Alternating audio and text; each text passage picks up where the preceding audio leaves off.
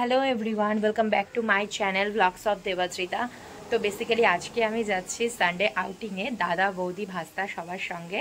তো আজকের ব্লগটা থাকছে ভুটান ট্যুর ব্লগ নিয়ে। তো আজকে আমরা যাচ্ছি ভুটানে ঘুরতে। তো সারাদিন কি কি করব সেগুলো সব আমি তোমাদের সাথেই ব্লগে শেয়ার করব। তো চলো যাওয়া যাক। তো আমরা রওনা দিয়েছিলাম অ্যাপ্রক্স সকাল 10টা সাড়ে 10টার দিকে।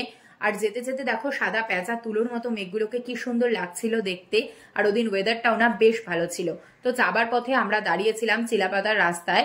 এখানে কিন্তু চিলাপাতা জঙ্গলে ঢোকার আগেই হাতের বাঁ দিকে পড়বে এই হোমস্টেটা। তো এখান থেকে আমরা সকালে ব্রেকফাস্ট করব, সেই কারণে আমরা সবাই এখানে একটু স্টপেজ দিয়েছিলাম। তো তোমরাও যদি কোনো সময় এই রাস্তায় আসো তাহলে কিন্তু অবশ্যই এখান থেকে এই হোমস্টেটা থেকে ব্রেকফাস্ট কমপ্লিট করে যেতে পারো, কারণ এখানে ব্রেকফাস্ট কিন্তু আমার বেশ ভালো লেগেছে। তো ফার্স্টে নিয়েছিলাম গরম গরম ঘন দুধ চা, তারপর নিয়েছিলাম পেঁয়াজের এই পকোড়াগুলো। এই পকোড়াগুলো খেতে কিন্তু খুবই টেস্টি। আর অবশ্যই এখানকার টেস্টি যেটা আমার লেগেছে সেটা হলো এই আলুর পরোটাটা। তোমরা আসলে কিন্তু অবশ্যই এই হোমস্টের এই আলুর পরোটাটা কিন্তু একবার হলেও ট্রাই করবে। ব্রেকফাস্ট কমপ্লিট করে আমরা আবার রওনা দিয়ে দিই, কারণ আমাদের তখনও অনেকটা পথ যাওয়া বাকি ছিল। আর এটা হলো চিলাপাতার জঙ্গল। চিলাপাতার জঙ্গলটা কিন্তু অনেকটাই বড়। আর অন্য দিন কিন্তু মেঘলা ওয়েদার থাকলে অনেক কিছুই এখানে দেখা যায়, কিন্তু সেদিনকে এত পরিমাণে রৌদ্র ছিল সেই কারণে জঙ্গলে আমরা কোনো জীবজন্তুই দেখতে পারিনি। আর এই রাস্তাটা দেখো কতটা সুন্দর লাগছিল দেখতে। তো ফাইনালি আমরা জয়গা পার করে পৌঁছে গিয়েছিলাম ভুটানে, অর্থাৎ ভুটান গেটের সামনে। আর এখানে কিন্তু অনেক কটা নিয়ম আছে, আমি তোমাদেরকে নিয়মগুলো বলে দিচ্ছি। ভুটানে ঢুকতে গেলে বড়দেরকে আইডেন্টিটি হিসেবে আনতে হবে ভোটার কার্ড এবং বাচ্চাদেরকে আনতে হবে বার্থ সার্টিফিকেট। এছাড়া কিন্তু অন্য কোনো কিছু এখানে আইডেন্টিটি হিসেবে দেখা হয় না, সেই কারণে অবশ্যই কিন্তু ভুটানে আসলে এই দুটো ক্যারি করতে হবে।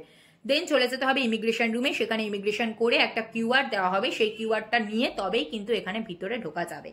আর এখানে কিন্তু আমরা ওদিনকেই গিয়ে ওই দিনকেই ফিরে এসেছিলাম, স্টে করিনি, সেই কারণে কোনো পেমেন্ট করতে হয়নি। ভুটানে পৌঁছেই আমরা ফার্স্টে চলে গিয়েছিলাম গুম্ফা মন্দিরে। আর এখানে কিন্তু টিকিট প্রাইস রয়েছে পার হেড 30 টাকা করে। নিচে টিকিট কাউন্টার রয়েছে, সেখান থেকে টিকিট কেটে আমরা চলে গিয়েছিলাম উপরে।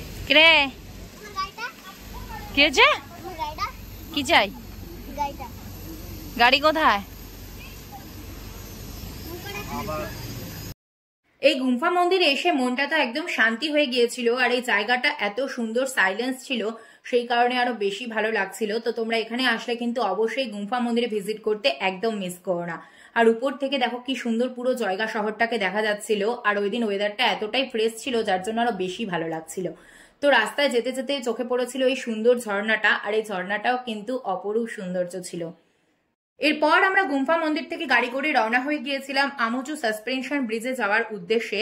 আর প্রায় 9 কিলোমিটার গিয়ে আমরা ফাইনালি পৌঁছে গিয়েছিলাম সেই আমুচু সাসপেনশন ব্রিজে। আর এই ব্রিজের পাশেই কিন্তু এখন নতুন বানিয়েছে আমুচু হ্যাঙ্গিং ব্রিজ।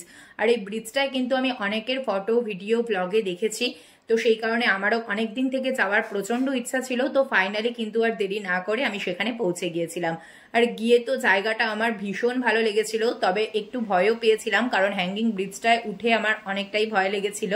তো তোমরা যারা আমার মতো ভীতু আছো তারা কিন্তু অবশ্যই হ্যাঙ্গিং ব্রিজে আসলে একটু নিজেদের সামলে রাখবে, এবং তার সাথে কিন্তু অবশ্যই নিজেদের ফোন, সানগ্লাস এগুলো সবকিছু কিন্তু সামলে রাখবে, কারণ প্রচন্ড কিন্তু জার্কিং হচ্ছিল, সেই কারণেই আমি একটু ভয় পেয়েছিলাম। আদারওয়াইজ কিন্তু নো ডাউট জায়গাটা অসাধারণ দেখতে। এক কথায় মানে বলে বুঝাতে পারবো না, না গেলে কিন্তু প্রচন্ডই মিস করবে। তো এখানে এসে আমি প্রচুর ফটো ভিডিও শুট করে নিয়েছিলাম। দেন এর পাশেই ছিল একটা ছোট মোমোর দোকান, সেখান থেকে আমি এই ভেজ মোমোটা ট্রাই করেছিলাম, তবে সেটা খেতে কিন্তু একদমই ভালো ছিল না। এরপর আমরা রাতে ডিনার করার জন্য চলে গিয়েছিলাম নিমতি ধাবায়। তো এই নিমতি ধাবায় কিন্তু আমি কোনোদিনই আসিনি, তবে অনেকের কাছে শুনেছি কি এই ধাবাটা নাকি খুবই ফেমাস। তো সেই কারণে আজকে এখানের খাবার আমি ট্রাই করব। আর এখানে যেহেতু ওদিন সানডে ছিল সেই কারণে প্রচন্ড পরিমাণে ভিড় ছিল। এখানে আমি অর্ডার করেছিলাম তন্দুরি রুটি, পনির বাটার মশলা, এগ তড়কা, এর সঙ্গে দিয়েছিল 2 রকমের চাটনি আর পেঁয়াজ। তো প্রত্যেকটা খাবারই কিন্তু আমার বেশ টেস্টি লেগেছিল, আর খাবারের কোয়ালিটিও কিন্তু বেশ ভালো। তো এত খাওয়া দাওয়া করে তারপর আমাদের গরম লেগে গিয়েছিল জন্য আমরা এখানে নিয়েছিলাম একটা করে কুলফি আইসক্রিম। তো আইসক্রিম খাওয়া কমপ্লিট করে আমরা রওনা দিয়ে দিয়েছিলাম বাড়ি ফেরার পথে। তো আমার এই ভুটান ট্যুর ব্লগটা তোমাদের কেমন লাগলো অবশ্যই কিন্তু আমাকে জানাতে ভুলো না। এরকম আরো সুন্দর সুন্দর ব্লগ দেখার জন্য অবশ্যই আমার চ্যানেলটাকে সাবস্ক্রাইব করতে একদম ভুলো না। বাই।